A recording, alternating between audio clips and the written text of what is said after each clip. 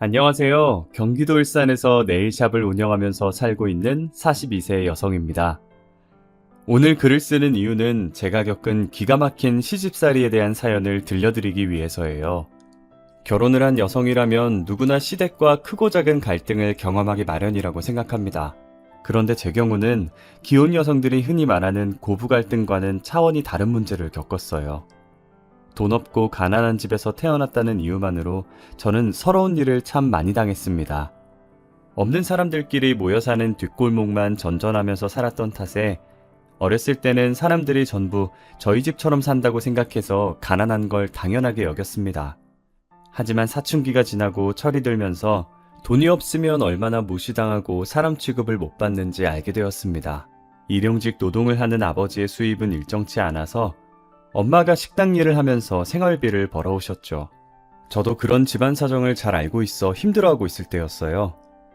학교를 마치면 독서실로 가서 밤늦게까지 공부를 하곤 했죠. 제 방이 따로 없어서 공부하기 힘들어하니까 없는 형편이었지만 엄마께서 독서실을 끊어주셨어요. 평소처럼 독서실에서 공부를 마치고 엄마와 같이 집에 가려고 식당으로 갔는데 어떤 아저씨가 서빙을 하는 엄마의 손을 잡고 억지로 자기 옆에 앉히려고 하더라고요. 내일 모레 50인 여자 얼굴이 왜 이렇게 고운 거야? 조금만 꾸미면 처녀라고 해도 믿겠어. 자, 앉아서 술 좀 따라봐. 사장님, 도대체 왜 이러시는 거예요? 제가 지금 바빠서 앉아있을 수가 없어요. 어허, 아무리 바빠도 단골 손님은 챙겨야지. 엄마가 싫다고 해도 환갑을 넘긴 것 같은 아저씨는 막무가내였어요. 끝까지 엄마의 손을 잡고 놔주지 않더라고요. 식당 여주인도 보고만 있는 게 손님 시중을 들어주라고 눈치를 보내는 것 같았어요. 엄마가 하는 수 없이 술을 따라주었는데 아저씨는 노골적으로 엄마를 바라봤습니다. 어딜 보시는 거예요? 이러지 마세요. 수치와 모욕감을 느낀 엄마가 바로 자리에서 일어서자 아저씨가 화를 내면서 상을 엎어버렸어요. 야, 누가 연애를 하자고 했어?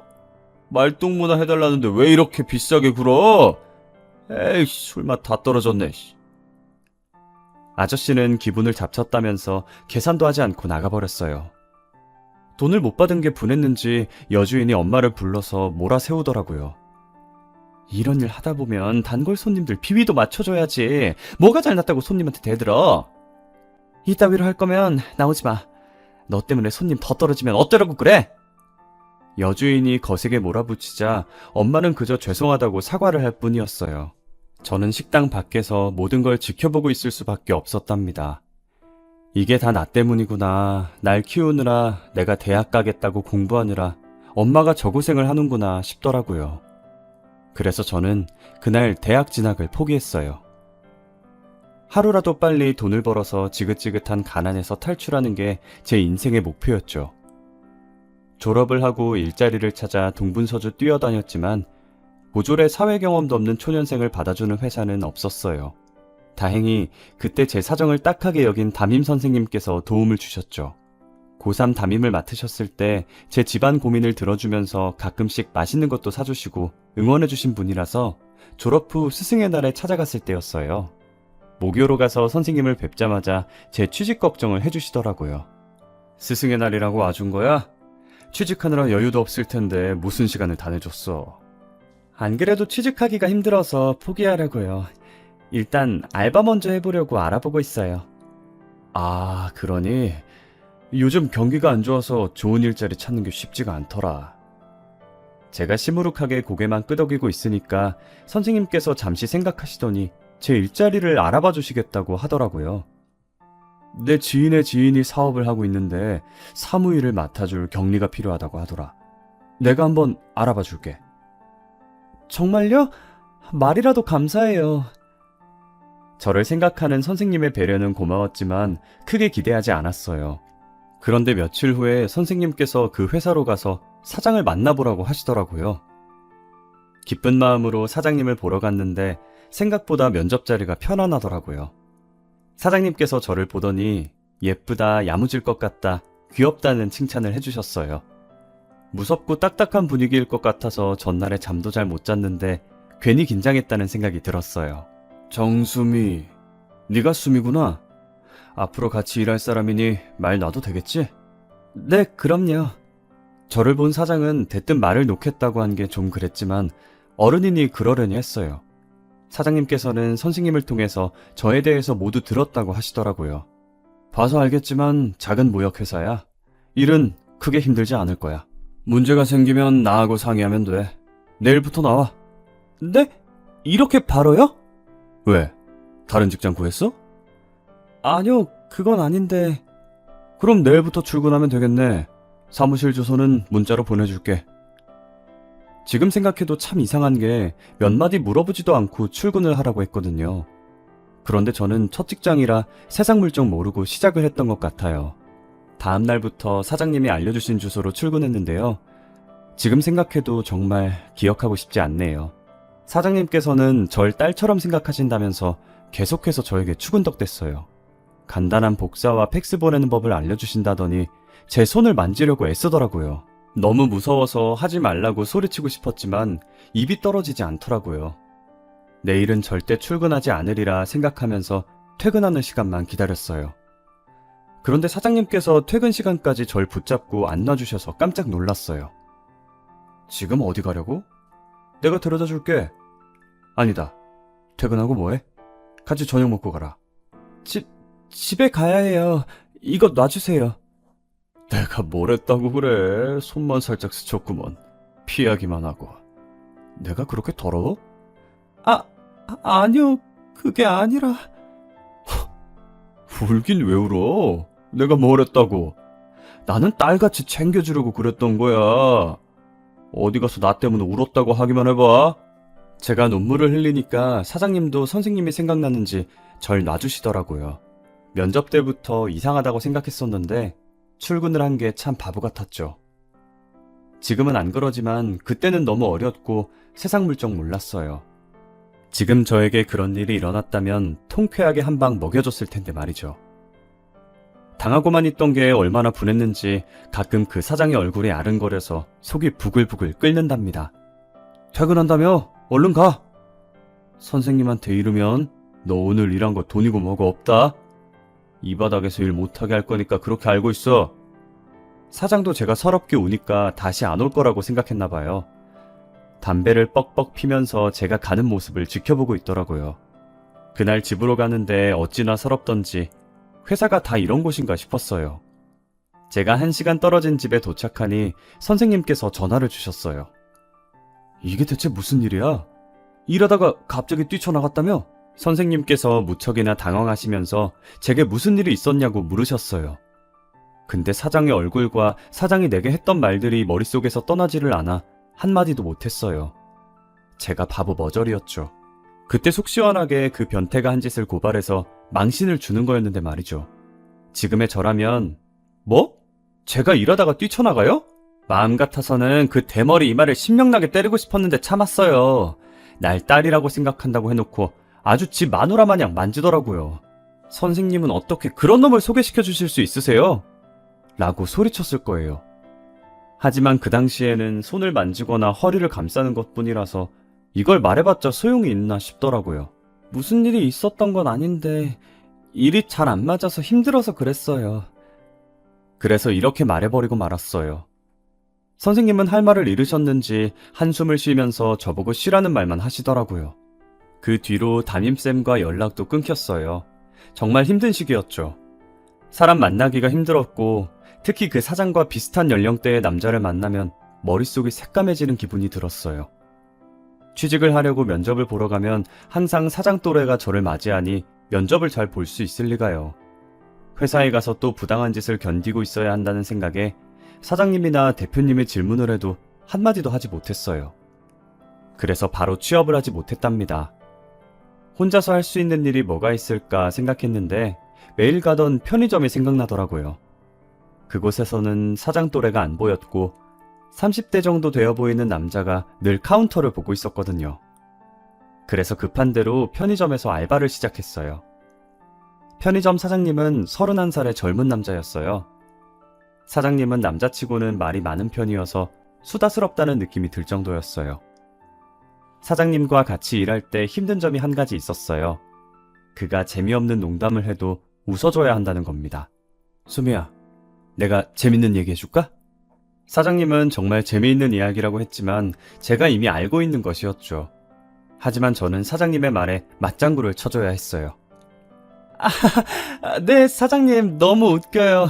진짜 재미있으세요. 만약 그렇지 않으면 사장님은 삐쳐서 토라져 버렸거든요.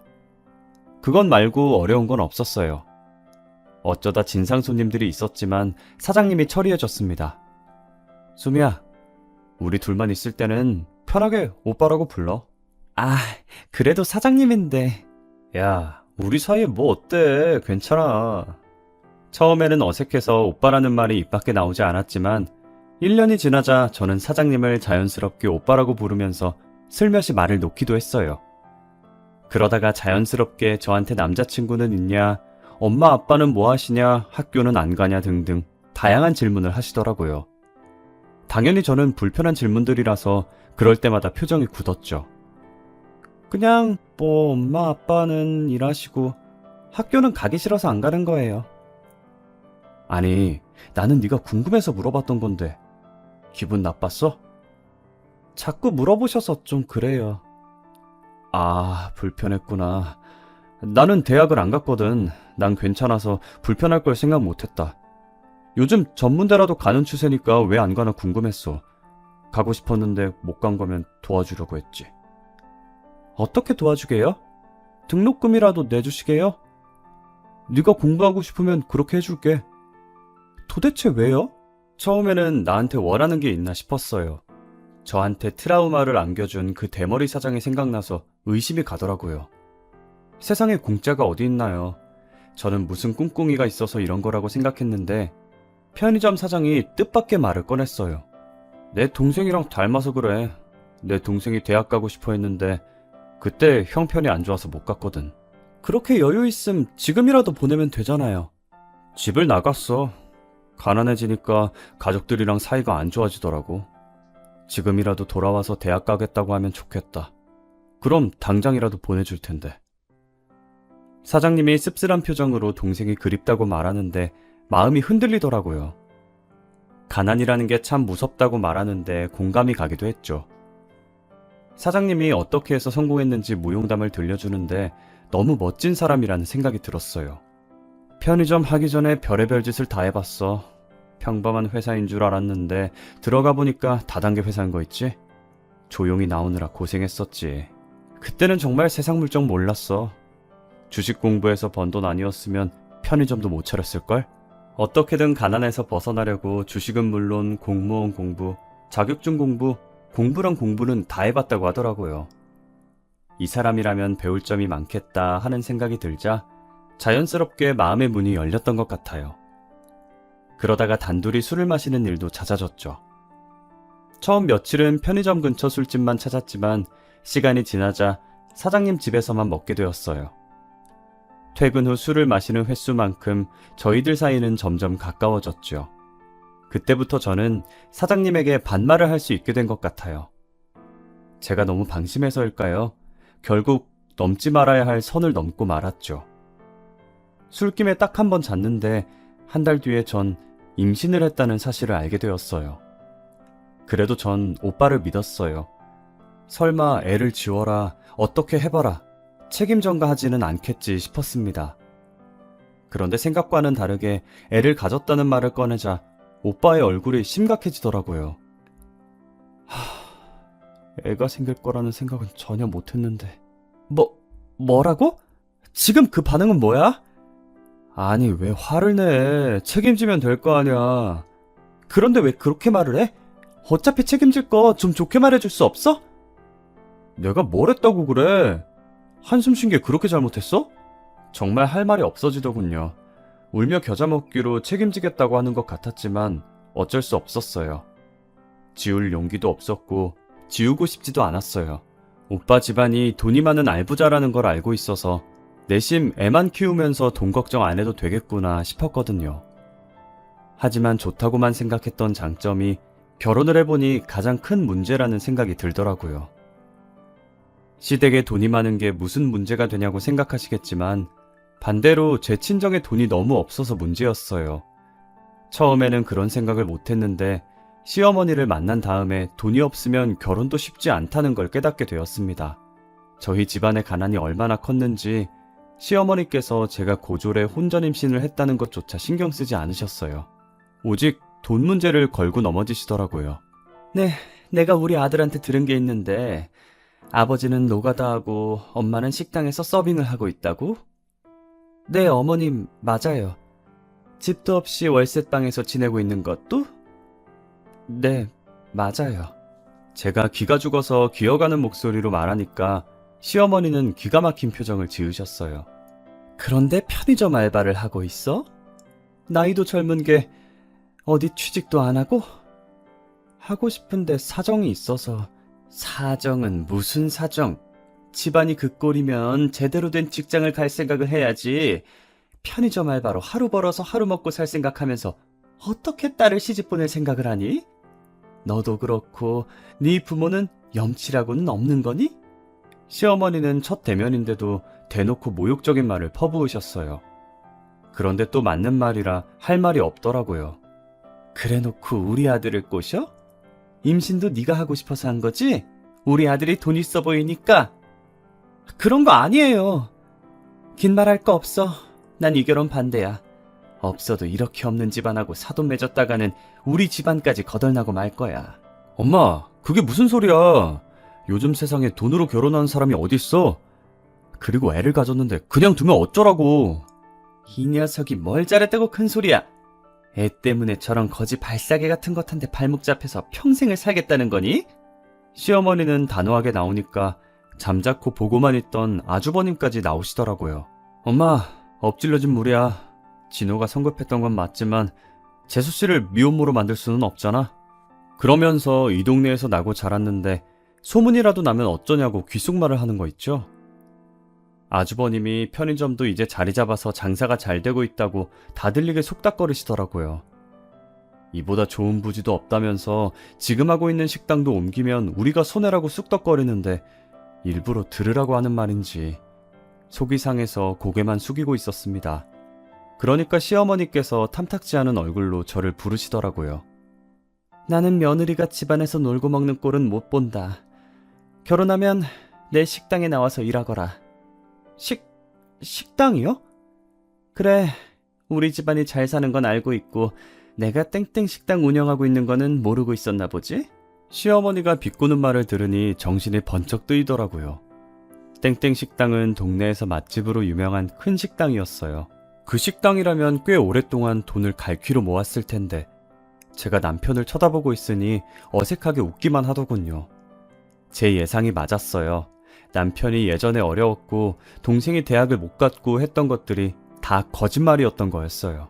제가 시댁을 나오면서 왜 거짓말했냐고 물어보니 남편이 오히려 뻔뻔하게 나오더라고요. 아니, 내가 언제 그런 말을 했어? 술 먹다가 헛소리한 걸 잘못 들은 거 아니야?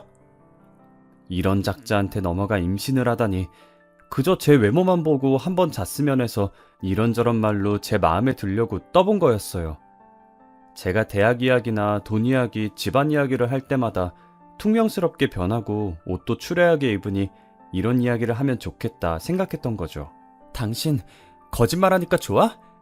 나랑 자려고 별수를 다 썼구나. 남편은 제가 비꼬는 말을 내뱉었는데도 끝까지 그런 말 한 적 없다고 하더군요. 제가 식당은 왜 말 안 했냐고 물어보니까 원래 그 식당은 시아버지 소유였는데 몇 년 전에 시아버지가 세상을 떠나면서 시어머니께 유산으로 물려주었다고 해요. 그래서 자기 거가 아니라 시어머니 거라고 하더라고요. 왜 이렇게 기분 나빠해? 오히려 좋아해야 하는 거 아니야? 이 동네 사람들 외식하면 무조건 땡땡 식당으로 오는 거 너도 알고 있잖아. 알고 있어서 할 말이 없었어요. 남편은 기억이 나지 않는다고 우기지 식당에서 나오는 수입도 엄청나지. 제가 여기서 무슨 말을 하겠어요. 저와 제 아이가 버려질 뻔했지만 이 맛집 때문에 우여곡절 끝에 결혼을 하게 되었으니까요. 다행이라고 생각하려고 노력했죠. 하지만 그때부터 가시밭길 같은 저의 시집살이가 시작되었어요. 시어머니는 임산부인 제 사정은 조금도 생각해주지 않고 식당 일을 시켰습니다. 옛날에는 애를 낳기 바로 전날까지 밭에서 일을 했다. 애 가졌다고 핑계대면서 게으름 피울 생각은 안 하는 게 좋을 거다.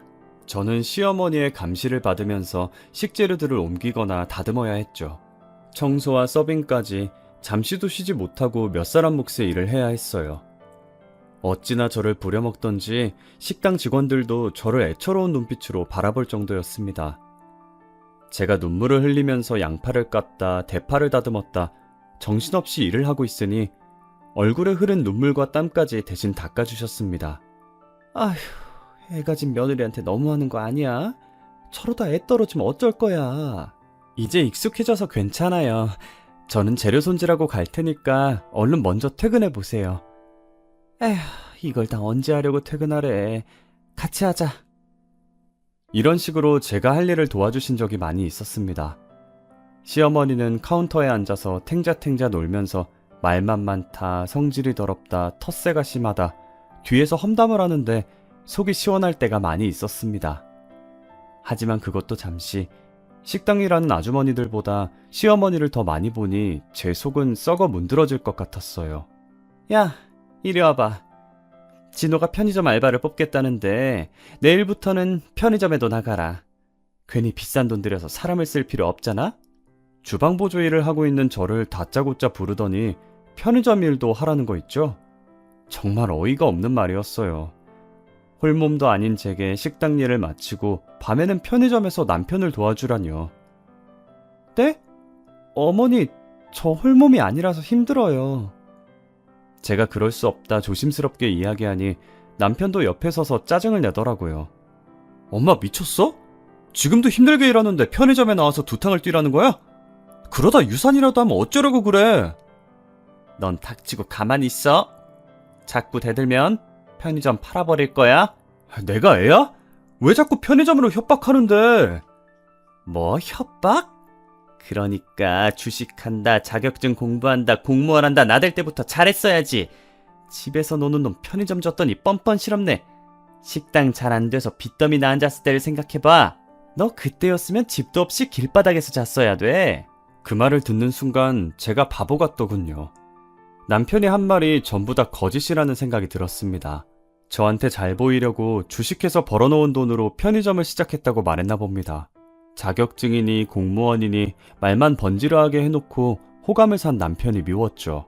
하지만 한편으론 잠시나마 남편을 성실하고 멋지게 본 제가 바보같이 느껴졌습니다.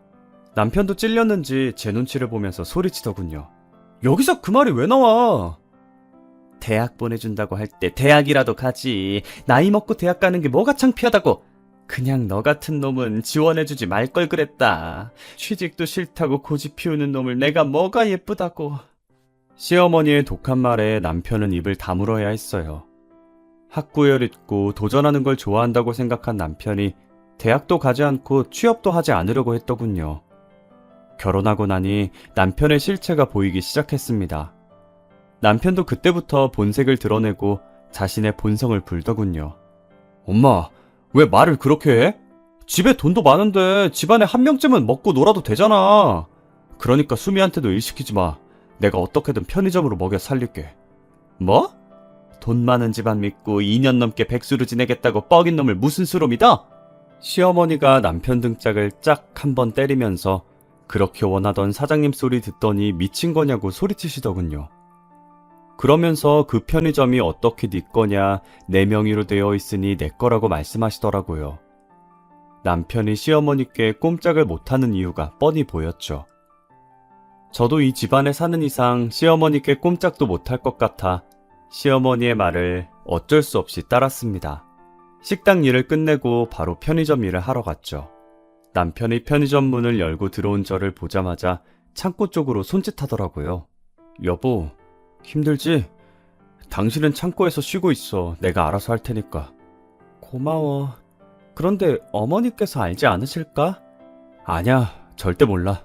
내가 오면 나오라고 말할 테니까 걱정하지 마. 이렇게 남편이 저를 배려해서 창고에 누울 곳을 만들고 쉬도록 해주었는데 그것도 시어머니께 들키고 말았습니다.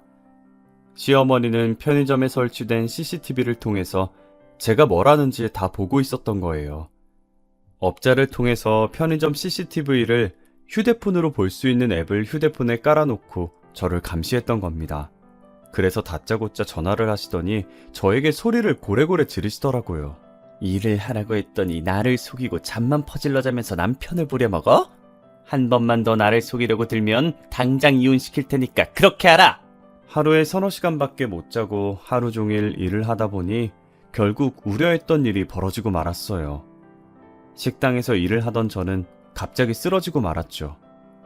주말이라 정신없이 바빠서 발바닥에 땀이 나도록 서빙을 하고 있었는데 갑자기 하늘이 노랗게 보이더니 정신이 아득해지고 말았습니다. 음식을 실은 카트를 밀고 가다가 우당탕 소리를 내며 넘어져 버렸죠. 병원에서 눈을 뜨자마자 의사가 저를 보더니 빈혈이 심각하다고 했습니다. 왜 이렇게 무리하셨어요? 이제 막 7개월을 넘겼으니 지금부터가 고비예요. 철분 보조제 꾸준히 먹고 무리하지 말고 쉬셔야 합니다. 하루 정도 입원하라는 말까지 듣자 이제 쉴 수 있겠다는 생각이 들더군요. 하루라도 푹 잘 수 있는 게 어디인가 싶었는데 다행히 곁에 있던 남편과 아주버님이 합세해서 시어머니께 더 이상 일을 시키지 말라고 설득해 주셨어요. 엄마, 이러다 정말 큰일 나겠어. 재수씨는 엄마 손자를 낳을 사람이야. 해산할 때까지만 쉬게 해줘. 남편의 말은 듣지도 않던 시어머니가 아주버님이 부탁을 하자 제가 일을 쉬도록 허락해 주었어요. 공부에는 취미가 없었던 남편과는 달리 아주버님은 우등생이었고 대학 졸업 후에 유명 대기업의 기획실에서 일하는 장래가 촉망되는 엘리트였어요. 그러니 시어머니는 은근히 남편과 아주버님을 비교하면서 차별을 하곤 했죠. 그날 이후로 처음으로 푹 쉬게 되었어요. 하지만 마음까지 편하지는 않았습니다. 결혼 후 분가를 하지 않고 시댁에서 살았기 때문에 시어머니가 식당에서 돌아오면 눈치를 봐야 했습니다. 청소며 빨래 같은 집안일은 전부 제 몫이었죠.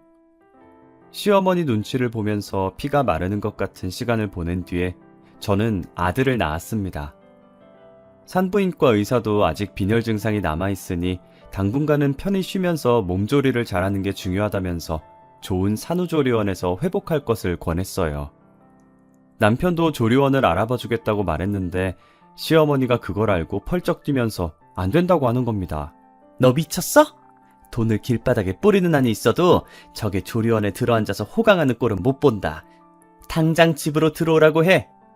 시어머니의 불호령에 조리원은 꿈도 꾸지 못하고 젖먹이 아들과 함께 시어머니가 기다리고 있는 집으로 가야 했습니다. 남편이 슬며시 저를 친정에 보내서 한 달이라도 몸을 추스르게 하자고 했지만 시어머니는 그것마저 허락하지 않았어요. 딱 2달이 지나자 시어머니는 제게 식당으로 나오라는 명령을 내리시더라고요. 저는 그날부터 젖먹이 아들을 키우면서 식당 일을 해야 했죠. 그리고 2년 정도가 지났을 때였을까요? 집안에서 아주버님 결혼 이야기가 슬슬 나오고 있었어요. 너는 진호처럼 말도 안 되는 여자를 만나면 안 된다. 좋은 혼처를 찾아줄 테니까 나한테 맡겨. 시어머니는 아주버님의 혼처를 직접 물색했고 전문 중매쟁이를 통해서 좋은 집안의 여성을 소개받았습니다. 시어머니가 고른 동서의 집안은 만만치 않았어요.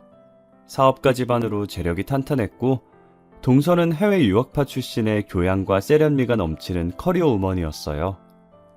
아주버님도 동서의 외모와 조건이 마음에 들었고 둘은 교제를 한 지 몇 달 만에 바로 결혼에 꼴이 나게 되었어요. 그런데 그 불똥은 저한테 튀었습니다.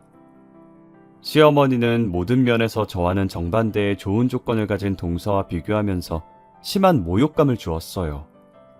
너도 나한테 맡겼으면 네 형수처럼 좋은 여자 만났을 거 아니냐? 아휴, 내 팔자야. 시어머니는 남편에게 저 같은 여자를 데려왔다고 때늦은 타박을 늘어놓았어요. 더 큰 문제는 시어머니뿐만 아니라 동서도 저를 무시한다는 것이었죠. 시어머니께 무슨 말을 들었는지 갑자기 저를 보고 학교 이야기를 꺼내더라고요. 어머, 대학을 안 갔다고요? 대학 안 가고 취직부터 한 거예요? 취직은 무슨, 편의점 알바한 게 전부란다. 그럼 왜 대학을 안 갔대? 올케는 참 욕심이 없나 봐요. 동서는 첫 대면부터 저의 학력을 들먹이면서 무시했고 자기가 미국에서 유학을 했던 경험을 늘어놓으면서 제 귀를 죽이려고 들었어요. 괘씸하고 분했지만 빵빵한 친정을 등에 업고 잘난 척을 하는 동서에게 고분고분 따르는 수밖에 없었어요.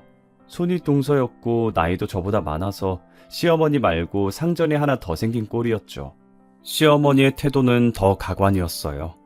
저를 볼 때는 얼음처럼 차가운 표정을 짓다가도 동서를 보면 입이 귀에 걸려서 활짝 웃으면서 아양을 떨더라고요. 둘이 죽이 맞아서 히히덕거리는 꼴을 보면 정말 비참했지만 가난이 죄라서 모욕과 수치를 참아야만 했습니다.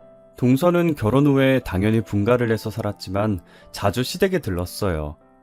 시댁에 올 때마다 동서는 좋은 선물들을 사와서 시어머니를 기쁘게 해주었어요. 아니, 이건 말로만 듣던 한정판 땡땡 가방 아니냐? 세상에, 돈 주고도 못 산다는 걸 어떻게 구했니? 국내에서는 당연히 못 사죠. 파리에 있는 친구한테 부탁해서 어렵게 구했어요. 마음에 드세요? 마음에 들다마다지. 고맙구나.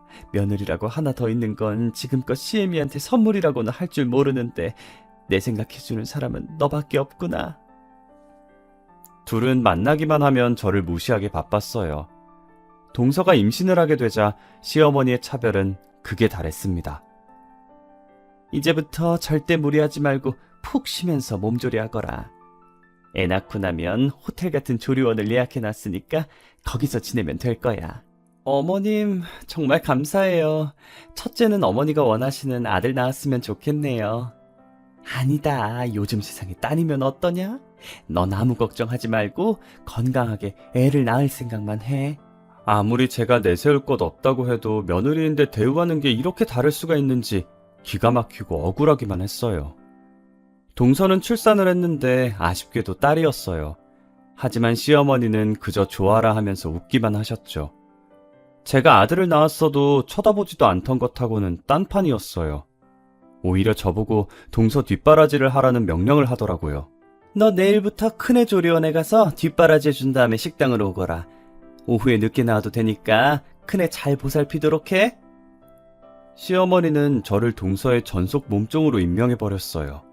선심 쓰는 것처럼 오후 늦게 식당에 나오라고 했지만 식당 저녁 장사는 4시 넘어서 준비를 시작하니 제게는 마찬가지였어요. 시어머니 명령이니 저는 별수 없이 동서의 산후수발을 들기 위해 조리원으로 갔습니다. 그곳은 조리원이라기보다는 특급 호텔같이 최고급 시설들이 갖춰져 있었어요. 야, 물 좀 줘. 그리고 애 젖병 좀 물려줘. 평소에도 저를 함부로 대했지만 출산 후에 약간의 우울증 증상이 생긴 동서는 저를 더 거칠게 대했어요. 손가락 하나 까딱하지 않고 자기 애를 돌보는 일까지 제게 맡기더라고요. 어쩌다 제가 애를 울리기라도 하면 벼락같이 호통을 쳤어요. 야! 애를 왜 울려? 바보 같은 게 꼴값을 떨고 있네. 정말 성질대로 하면 뺨을 후려갈기고 싶었지만 그랬다가는 제 인생이 박살나게 되니 초인적인 힘으로 동서의 구박을 견뎌냈어요. 그러다 우연히 동서에게 내연남이 있다는 충격적인 사실을 알게 되었어요. 조리원에 도착해서 동서가 혼자 쓰는 방으로 들어가려고 하는데 동서가 누군가와 통화를 하고 있었어요. 자기야, 잘 지내? 너무 보고 싶어. 내일 조리원으로 한번 올래? 뭐? 괜찮아? 여기 들락거리는 년은 내일 오지 말라고 할게. 그래, 남편은 편의점 본다고 정신없어. 시모가 진짜 구두쇠라서 돈이 많아도 사람을 안 쓰려고 하더라고. 아, 시댁에서는 당연히 내가 다른 남자에 나온 거 모르고 있지. 그걸 알고 있으면 그 노인네가 가만뒀겠어? 처음에는 아주버님과 통화를 하는 줄 알았는데 마지막 말에 저는 얼어붙고 말았어요. 동서가 다른 남자애를 낳았다니. 제가 충격에 빠져 있다가 몇 분 뒤에 방 안으로 들어가니 동서가 자기 친구들이 올 거니까 내일은 오지 말라고 하더라고요. 그래서 결심했습니다. 그날 적당한 기회를 보다가 동서가 샤워를 하는 틈을 타서 그녀의 휴대폰을 살펴보기로요. 비밀번호가 걸려 있었지만 그 전에 얼핏 봤는데 단순한 패턴이라서 쉽게 기억할 수 있었어요. 패턴을 열어 톡과 문자 등을 빠르게 훑어보았는데 내연남과 주고받은 낯뜨거운 말들이 가득 있었습니다. 정말 충격적이었던 건 내연남이 그녀에게 보낸 사진들이었어요. 내연남은 동서와 은밀한 관계를 가질 때 그 모습을 사진으로 찍었고 그걸 동서에게 보냈던 겁니다. 정말이지 소름 끼치는 변태들 같았어요. 저는 떨리는 손으로 동서가 샤워실에서 나오기 전에 모든 증거들을 제 휴대폰으로 전송해 놨습니다. 그리고 다음날 식당으로 갔죠. 조리원에 있을 시간인데 여기는 왜 왔어? 시어머니는 저를 보자마자 핀잔을 주시더라고요. 저는 어머님이 뭐라 하든 간에 휴대폰을 열어서 동서와 내연남이 저지른 낯뜨거운 사진들을 보여주었습니다. 사진을 본 시어머니는 입이 딱 벌어졌고 충격을 받아서 아무 말도 못하더라고요. 제가 조리원에 갔다가 동서가 이야기하는 걸 들었는데 다른 남자애를 가졌다고 하더라고요. 애라고? 우리 며느리가 다른 남자애를? 시어머니가 믿을 수 없다는 표정으로 절 보고 있길래 당장 조리원으로 가보자고 했습니다. 제 예상대로 동서는 방 안에서 내연남이랑 있다가 시어머니를 보고 얼굴이 하얗게 질려버렸습니다. 끼고 있던 팔짱을 풀더니 어색하게 웃으며 일어나더군요. 어머니 갑자기 무슨 일로... 너 다른 남자애를 뵀어? 그런데 우리 아들 애인 것처럼 군 거야? 어머니 그게 무슨 말이에요? 갑자기 와서 이런 말 하시니까 당황스러워요. 동서가 제 눈치를 보고 있더라고요. 하긴 들키더라도 저한테 들킬 가능성이 높았으니 저를 의심하는 거겠죠. 그래서 제가 쐐기를 박아버렸습니다. 동서, 제가 다 들었어요. 다른 남자애를 가졌다면서요? 동서가 낳은 애가 저 남자애예요? 옳게! 그게 무슨 소리예요? 이상한 소리 하지 마세요! 동서가 당황스러워하면서 얼굴이 새빨개지더라고요. 그래서 제가 그 모습을 비웃으면서 소리쳤습니다. 제가 이상한 것 같으면 친자검사 해봐요. 친자검사라뇨? 자기야 아니라고 말 좀 해봐. 동서가 안절부절 못하다가 결국 자기 입으로 실토하고 말았어요. 얼떨결에 내연남을 두고 자기라고 부르고는 아차 싶었는지 입을 막더군요. 그 소리를 듣고 열이 받은 시어머니가 동서의 머리채를 잡아챘어요. 뭐? 자기야? 이런 못된 것 같으니 감히 네가 바람을 피우고 다른 놈애를 낳아? 이런 쳐죽여도 시원치 않은 것! 시어머니가 동서 머리채를 뽑다 못해 얼굴도 쥐어뜯을 것 같아서 친자검사부터 해보자며 붙잡아서 말렸어요. 그 길로 얼른 어머님을 데리고 나와서 조리원 카페에 앉아 차 한 잔을 사드렸죠. 동서가 저를 씹은 만큼 동서에 대한 분노를 내뱉으시더라고요. 저는 그렇게 속 시원하지는 않았지만 앞으로 같이 지낼 시댁 분위기를 생각해 열심히 맞장구 쳤답니다. 덕분에 어머님은 좀 진정이 되신 것 같았어요. 출장 끝나는 대로 친자검사부터 해보라고 해야지. 내가 내 두 눈으로 봐야지 믿을 수가 있을 것 같다. 시어머니께서는 아주버님의 출장이 끝나자마자 동서의 불륜을 알렸어요. 그 길로 바로 친자검사를 한 결과 유전자 불일치로 나왔죠. 결국 동서는 엄청난 위자료를 물고 이혼당해야만 했습니다. 동서를 쫓아낸 다음에 시어머니는 그야말로 몸져 누웠어요. 엘리트 아들이 이혼남이 되었다는 사실에 믿었던 며느리에게 배신당했다는 생각에 큰 충격을 받은 것 같았어요. 며칠을 알아 누워있는 걸 제가 간호하고 있으니 어머님께서 갑자기 미안하다는 말을 꺼내시더라고요. 그래도 너밖에 없다. 너같이 묵묵히 내 말 들어주는 건 너밖에 없어. 갑자기 왜 이러시는 거예요? 갑자기라니 네가 고마워서 이러는 건데. 저한테 사과하고 고맙다고 하고 어머님 그런 분 아니시잖아요. 내가 뭘 했다고 그러니? 쥐뿔도 없는 애 데려다가 식당 일 가르쳐줘, 편의점 일 가르쳐줘, 먹여주고 재워주고 다 했구먼. 시모가 온 힘을 다해 잠긴 목소리로 소리치는데 눈앞이 아득해지더군요. 제가 왜 이런 사람을 간호하고 있었는지 제 자신이 한심하게 느껴졌어요. 가난하고 처량한 현실 앞에서 굽실거리는 게 익숙해졌는지 자연스럽게 못살게 구는 시모 수발을 들고 있는 꼴이란. 저도 모르게 이혼 이야기가 불쑥 튀어나오더라고요. 어머니, 저 이혼할래요. 그동안 저를 구박하고 무시하면서 몸종처럼 부려먹은 것에 대해서 정신적인 위자료와 재산 분할을 청구할 거예요. 뭐? 너 제정신이냐? 네, 아주 정상이에요. 몇 년 동안 짐승 같은 취급을 받으면서 죽도록 일을 했어요. 이젠 그렇게 살고 싶지 않아요. 당당하게 제 몫을 찾으려고 해요. 이것이 아주 미쳤구나. 그래, 소송을 하든 뭘 하든 마음대로 해. 시애미가 며느리한테 일을 시키는 건 당연한 일인데 돈을 내놓으라고? 무슨 말 같지도 않은 헛소리를 짓거리는 게야? 그럼 헛소리라고 생각하세요. 어머님도 미친 사람이랑 살기 싫을 테니까 제가 나가서 살게요. 그 길로 단촐하게 짐을 싸서 나갔던 것 같아요. 돈 한 푼 없어서 찜질방에서 살거나 PC방에서 뜬 눈을 지샜지만 시댁에서 살 때보다 마음 편했어요. 시댁을 나온 뒤로 일도 술술 풀리더라고요. 시어머니는 재산 분할은 어림도 없다고 버텼지만 법원에서는 제 손을 들어주었죠. 결혼 후 아들을 키우면서 하루도 쉬지 않고 시어머니의 식당 일을 했던 것과 그동안 당한 인격적인 모욕에 대한 정신적인 보상을 받게 되었습니다. 이제 혼자서 아들을 키워야 해서 뭘 할까 고민하다가 받은 위자료로 평소에 관심이 있던 네일아트를 배우게 되었습니다. 그리고 2년이 흘러 네일샵까지 차리게 되었네요.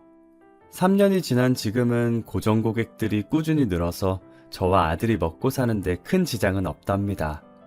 제가 한많은 시집살이를 정리한 뒤에 느낀 건 며느리는 절대로 죄인이 아니라는 거예요. 여러분들 중에서도 시어머니나 시댁 식구들과 불편한 관계 때문에 고민을 하시는 분들이 있을 거라고 생각해요. 그렇다면 저처럼 당당하게 나서서 자신의 권리를 찾아야 한다고 생각합니다. 나의 고통을 덜어주고 해방시켜줄 사람은 나밖에 없다는 사실을 말씀드리고 싶어요. 여러분의 가정에 행복한 웃음이 넘치기를 기원하면서 글을 마치겠습니다.